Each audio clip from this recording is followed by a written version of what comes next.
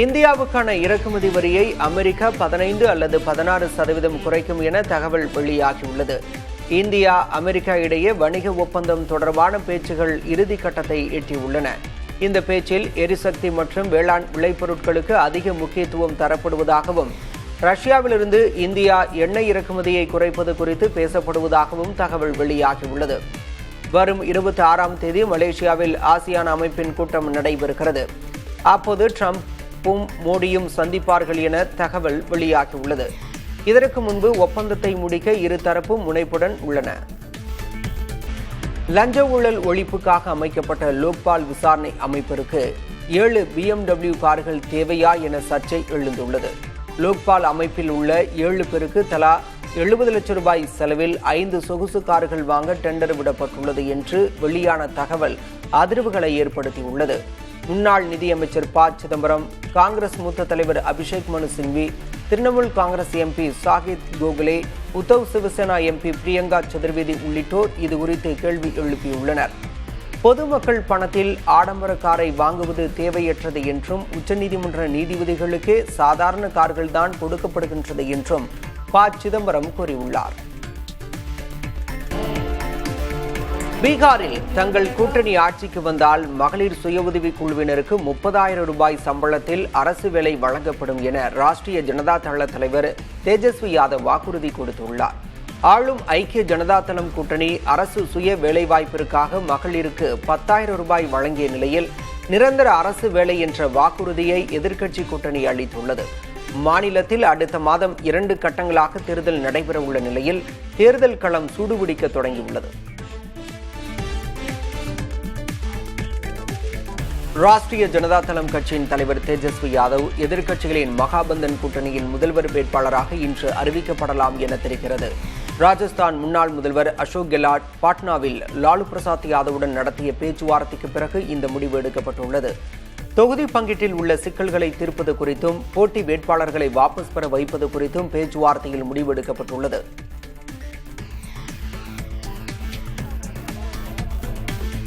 பீகார் தேர்தலில் சில தொகுதிகளில் கூட்டணி கட்சிகள் ஒன்றையொன்று எதிர்த்து போட்டியிடுவதை வைத்து பிளவு உள்ளது என கூறுவது சரியல்ல என காங்கிரஸ் மூத்த தலைவர் அசோக் கெலாட் தெரிவித்துள்ளார். இந்தியா கூட்டணியில் எல்லாமே சரியாக உள்ளதாகவும் அவர் கூறினார். பாட்னாவில் ராஷ்டிரிய ஜனதா தள தலைவர்கள் லாலு பிரசாத் யாதவையும் தேஜஸ்வி யாதவையும் சந்தித்த பிறகு அசோக் கெலாட் இவ்வாறு பேசினார். ராகுல் காந்தியும் தேஜஸ்வி யாதவும் இணைந்து விரைவில் பரப்புரையை தொடங்குவர் என்றும் அசோக் கெலாட் தெரிவித்தார். பீகாரில் 243 தொகுதிகள் உள்ள நிலையில் இந்தியா கூட்டணி சார்பில் 253 வேட்பாளர்கள் நிறுத்தப்பட்டுள்ளனர். 10 தொகுதிகளில் இந்தியா கூட்டணி கட்சிகள் ஒன்றை ஒன்று எதிர்த்து போட்டியிடும் நிலை உள்ளது.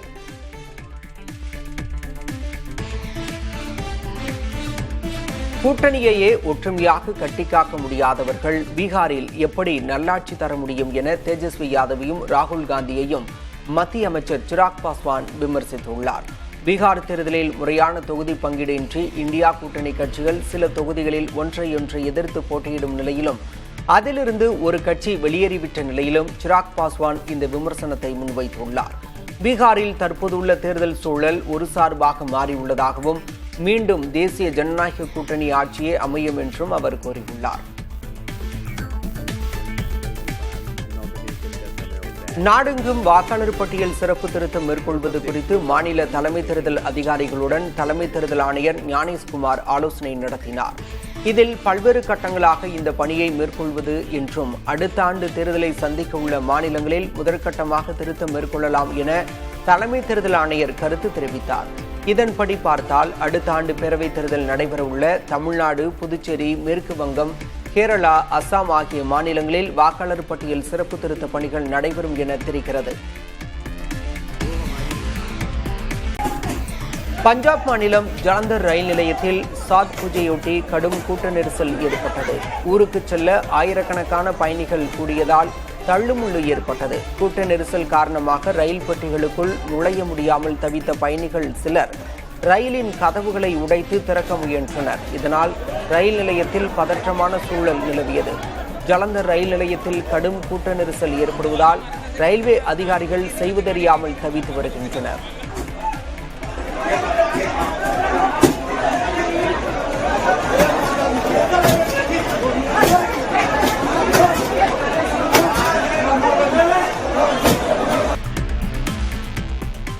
ஜம்மு காஷ்மீரில் எதிர்க்கட்சியான மக்கள் ஜனநாயக கட்சி தலைவர் மெஹபூபா முஃப்தியை தொலைபேசியில் தொடர்பு கொண்டு மாநிலங்களவை தேர்தலுக்கு தேசிய மாநாட்டு கட்சி தலைவர் ஃபரூக் அப்துல்லா ஆதரவு கோரியுள்ளார். மாநிலங்களவை தேர்தலில் ஆதரவு அளிப்பது குறித்து கட்சியின் மூத்த தலைவர்களுடன் ஆலோசித்து முடிவெடுப்பதாக மெஹபூபா முஃப்தி தெரிவித்துள்ளார். ஜம்மு காஷ்மீரில் உள்ள 4 மாநிலங்களவை இடங்களுக்கான தேர்தல் நாளை நடைபெறவுள்ளது. ஆபரேஷன் சிந்தூர் ராணுவ நடவடிக்கைகளில் இருந்து பாகிஸ்தான் இன்னும் மீண்டு வரவில்லை என பாதுகாப்புத்துறை அமைச்சர் ராஜ்நாத் சிங் தெரிவித்துள்ளார்.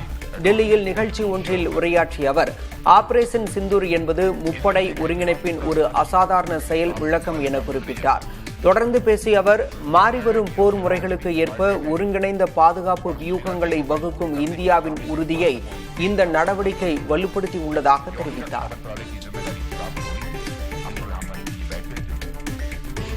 கர்நாடக முதல்வர் சித்தராமையா தொடர்பான அவரது மகன் கருத்தால் அம்மாநில முதல்வர் மாற்றப்படுகிறாரா என்ற கேள்வி எழுந்துள்ளது.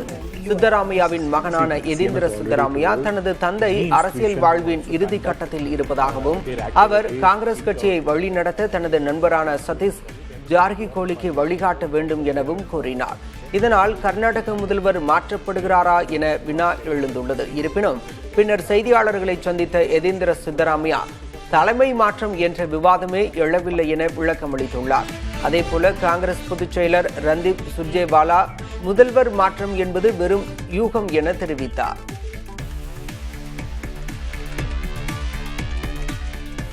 கர்நாடக மாநிலம் கலபுர்கி மாவட்டத்தில் உள்ள ஆலந்த் தொகுதியில் வாக்காளர்களை நீக்க தாக்கல் செய்யப்பட்ட போலி படிவங்கள் ஒவ்வொன்றுக்கும் ₹80 வீதம் தரப்பட்டுள்ளது சிறப்பு புலனாய்வு குழுவால் கண்டறியப்பட்டுள்ளது. 2022ஆம் ஆண்டு டிசம்பர் முதல் 2023 பிப்ரவரி வரை சுமார் 6018 போலி விண்ணப்பங்கள் பெயர் நீக்கத்திற்கு சமர்ப்பிக்கப்பட்டுள்ளன.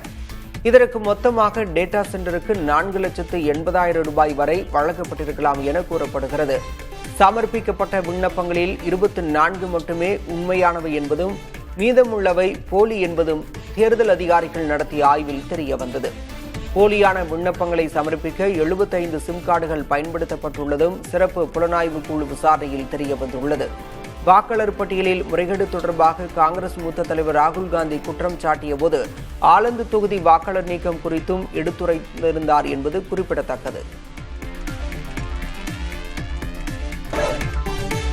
ஒடிசாவில் இருந்து பீகாருக்கு கடத்தப்பட்ட ₹2.25 கோடி மதிப்பிலான கஞ்சாவை போதைப்பொருள் தடுப்பு பிரிவினர் பறிமுதல் செய்துள்ளனர்.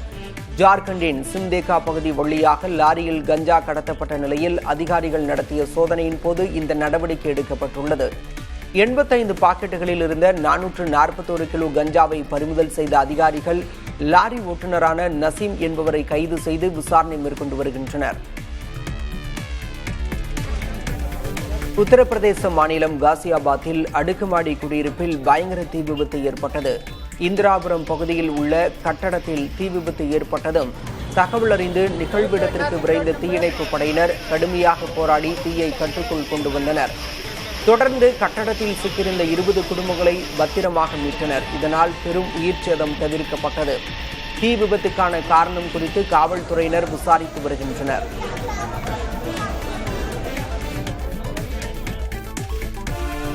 உத்தராகண்ட் மாநில முசோரியின் 15% பகுதிகள் அபாய நிலையில் இருப்பதாக ஆய்வில் தெரியவந்துள்ளது.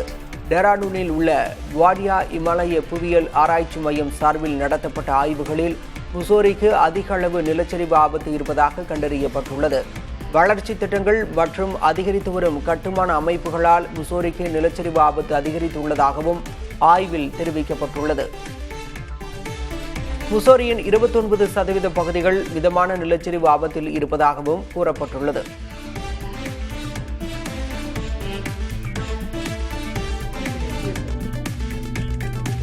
வெனிசுலாவில் விமான நிலையம் அருகே சிறிய ரக விமானம் ஒன்று விபத்துக்குள்ளானதில் 2 பேர் உயிரிழந்தனர்.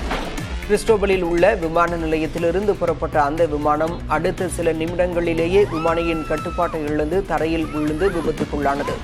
இதில் 2 விமானிகளும் நிகழ்விடத்திலேயே உயிரிழந்தனர்.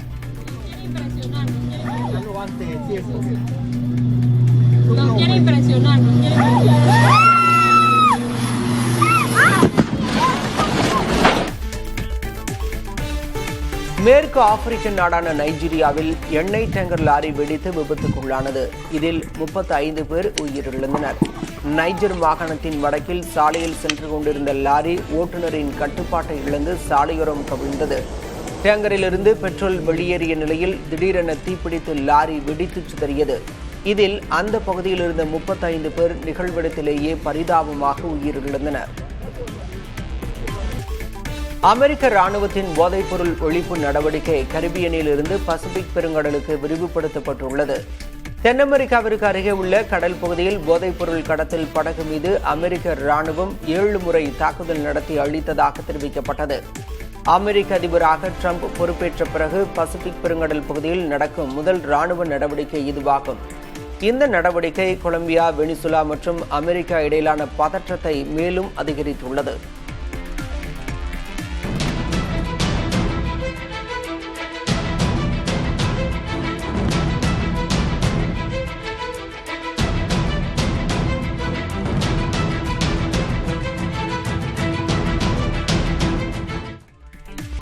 அமெரிக்காவின் மிகப்பெரிய தனியார் நிறுவனமான வால்மார்ட் H-1B விசா மூலம் வேலை வழங்குவதை தற்காலிகமாக நிறுத்தி வைத்துள்ளது. இதனால் இந்தியர்கள் வால்மார்ட்டில் வேலை பெறுவது நெருக்கடிக்கு உள்ளாகியுள்ளது.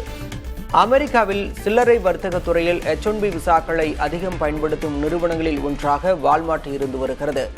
ட்ரம்ப் நிர்வாகம் அண்மையில் புதிய H-1B விசா விண்ணப்பங்களுக்கான கட்டணத்தை $1,00,000 உயர்த்திய நிலையில் விசா செலவை தவிர்க்க வால்மார்ட் இந்த முடிவை எடுத்துள்ளது. இந்த கட்டண உயர்வால் அமெரிக்க நிறுவனங்கள் பல பணியமர்த்தல் உத்திகளை மறுபரிசீலனை செய்ய தொடங்கியுள்ளன.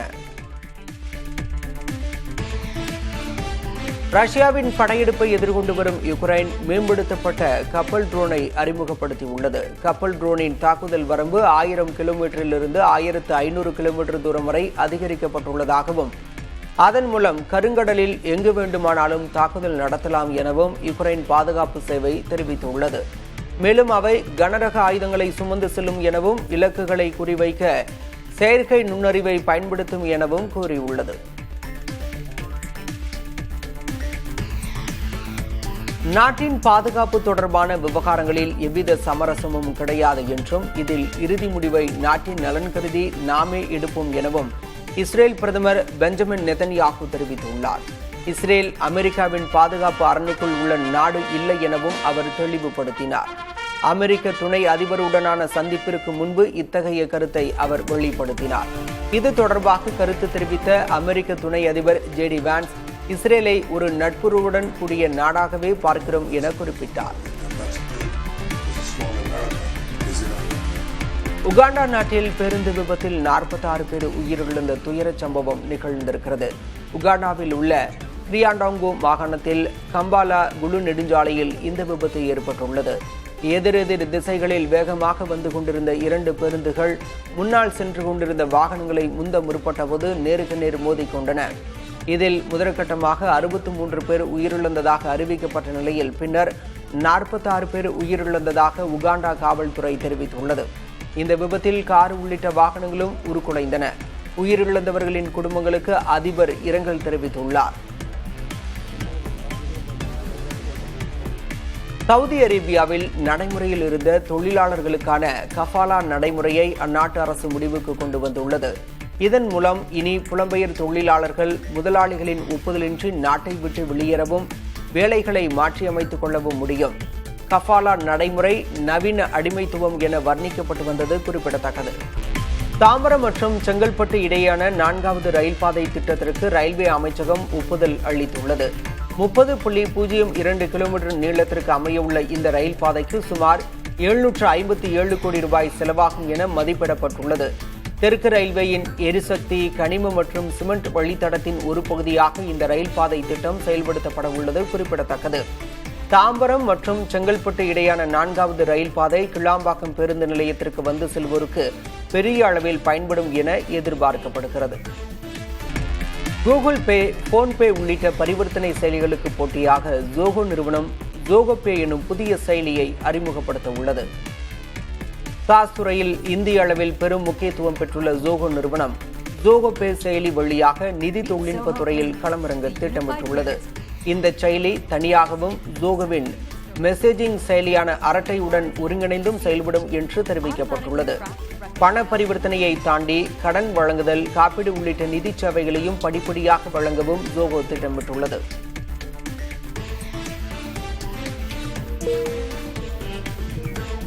ஓபன் ஏஐ நிறுவனத்தின் ஒரு அறிவிப்பால் கூகுளின் தாய் நிறுவனமான ஆல்பபெட் நிறுவனம் கடும் இழப்பை சந்தித்துள்ளது. கூகுள் குரோமிற்கு மாற்றாக ChatGPT அட்லஸ் என்ற புதிய பிரவுசரை ஓபன் ஏஐ நிறுவனம் அறிமுகம் செய்துள்ளது. முழுவதும் ஏஐ தொழில்நுட்பத்தால் வடிவமைக்கப்பட்ட பிரவுசராக ChatGPT அட்லஸ் இருக்கும் என தெரிவிக்கப்பட்டுள்ளது. இதன் காரணமாக ஆல்பபெட் நிறுவனத்தின் சந்தை மதிப்பு 13.15 லட்சம் கோடி ரூபாய் சரிந்துள்ளது. ஏற்கனவே குரோமிற்கு போட்டியாக கோமிட் என்ற பிரவுசரை பெர்ப்ளெக்சிட்டி ஏஐ அறிமுகம் செய்திருந்தது குறிப்பிடத்தக்கது.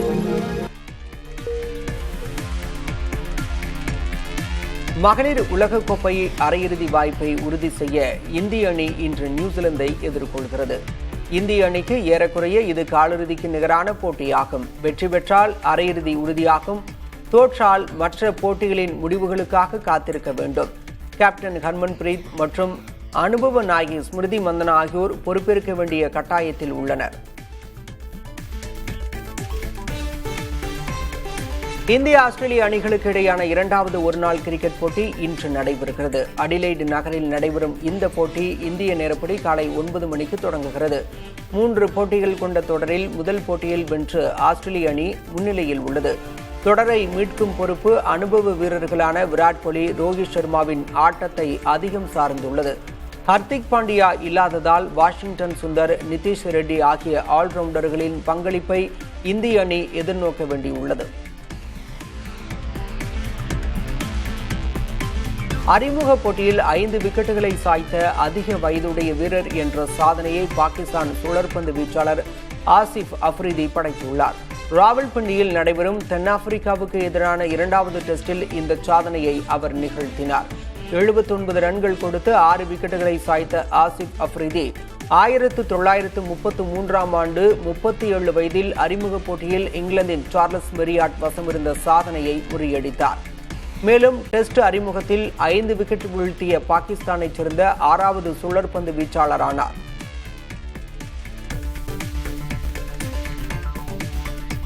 ஒலிம்பிக் தங்கப்பதக்கம் வென்ற நீரஜ் சோப்ரா இந்திய ராணுவத்தில் கௌரவ லெப்டினன்ட் கர்னலாக பதவி உயர்வு பெற்றுள்ளார்.